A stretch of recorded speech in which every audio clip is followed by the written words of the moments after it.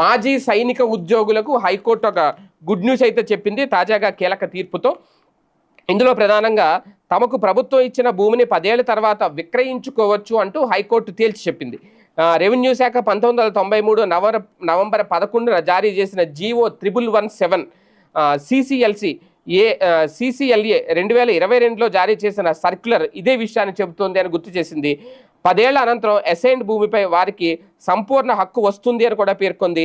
ఈ మేరకు హైకోర్టు న్యాయమూర్తి జస్టిస్ టిసిడి శేఖర్ ఇటీవల కీలక తీర్పు ఇచ్చారు. ఉమ్మడి నెల్లూరు జిల్లా పూలతోట గ్రామంలో మాజీ సైనిక ఉద్యోగుల కోటా కింద తనకు ఇచ్చిన 3.50 ఎకరాల భూమిని నిషేధిత జాబితాలోంచి తొలగించడం లేదు అంటూ తమ్మిశెట్టి బోడయ్య హైకోర్టులో వ్యాజ్యం వేశారు.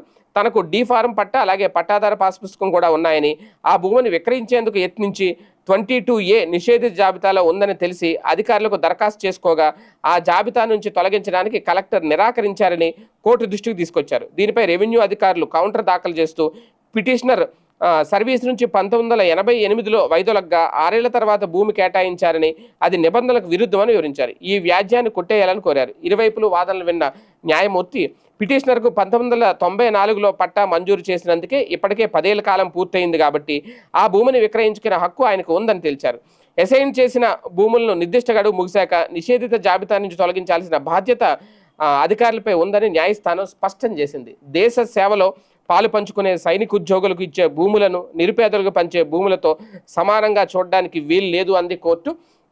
ఈ బోడయ్య భూమిని నిషేధిత జాబితా నుంచి తొలగించేందుకు నిరాకరిస్తూ తిరుపతి కలెక్టర్ ఇచ్చిన ఉత్తర్వులను రద్దు చేసింది హైకోర్టు. ఒక రకంగా మాజీ సైనిక ఉద్యోగులకు ఇది ఒక అతిపెద్ద తీపి కబురు.